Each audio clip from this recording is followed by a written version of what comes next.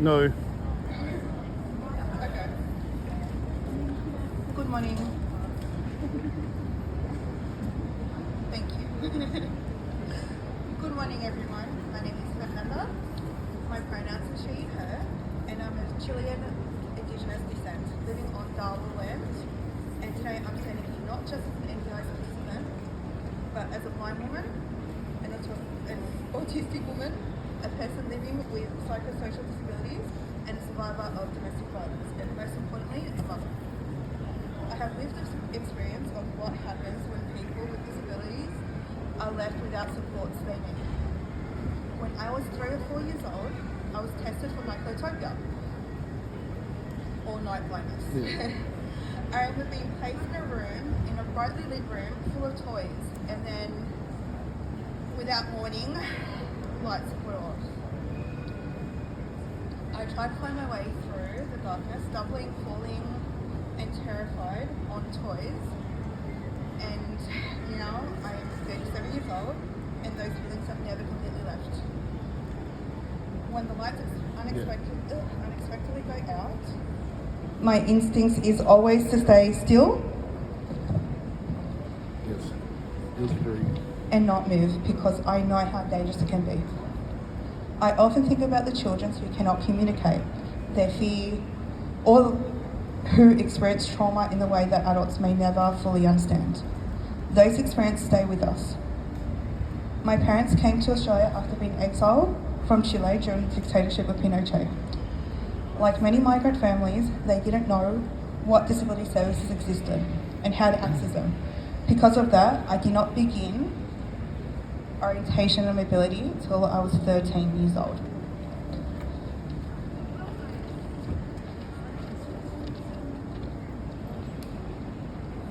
Today I've been a long cane user for 24 years and a guide dog handler for 5.5 years. With my guide dog Otis, he's right here on my left, Otis isn't just a four-legged companion, he's my eyes, my medical device, and my safety net. Those skills and support have given me independence, but they came much later than they should have. My father taught my brother and I something that guided us our whole lives. Always stand up for your rights, fight for your human rights, because no one else will do it for you. That lesson became more important when I became a mother. Before the NDIS, my supports were limited to occasional low vision clinics, appointments, and occupational therapy. Then in 2016, while holding my newborn son, I received a phone call from NDIS.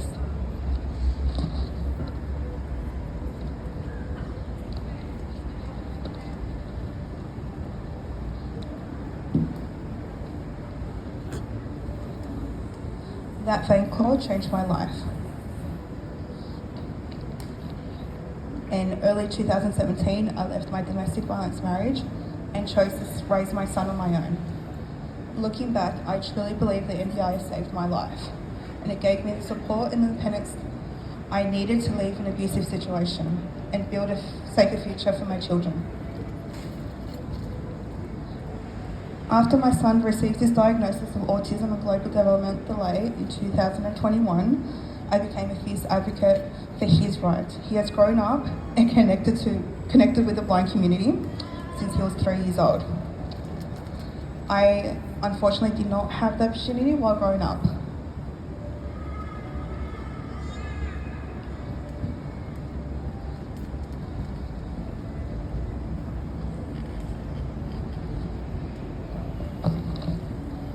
Through NDIS funded social community participation, I found friendships, like with my friend Sam, belonging and community that understands my lived experience. My son has grown up surrounded by positive disabled role models and a sense that disability is something that is to be embraced and not hidden. He actually did tell me on Thursday he wants to be a support worker for low vision and blind participants. Since 2021, I've been advocating for my son and for his own support worker. Again and again, I've been told getting him to appointments is my responsibility, my parental responsibility, and I agree. that caring for my son is my responsibility, but recognising and accommodating the barriers created by my disability and is shared responsibility if we truly believe in accessibility, equity and inclusion. Last year during my NDIS plan meeting for my son, I was told by senior planning that I was better off being partnered. And that would be shame. And that would be beneficial for him so he could get to therapies.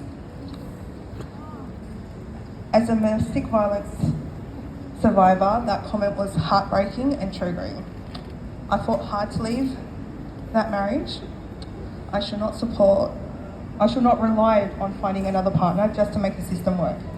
Disabled parents deserve support that enables them to parent independently and safely, and not assumptions that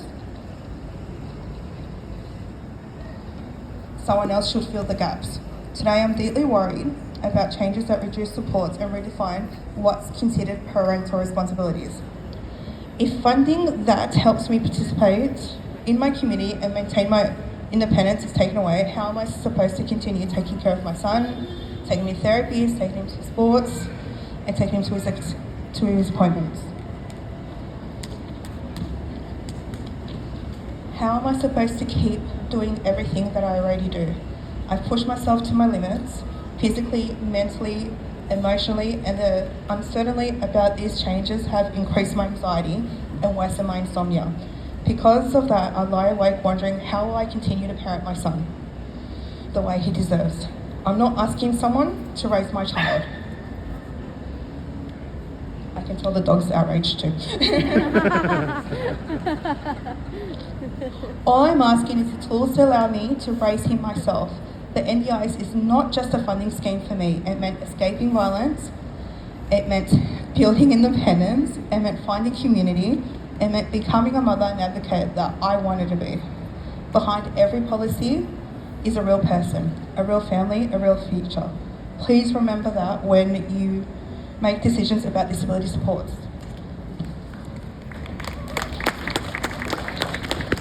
This is the last page, I promise. Because when we invest in people with disabilities, we invest in safer families, stronger communities, and a society where everyone has the opportunity to thrive. Thank you.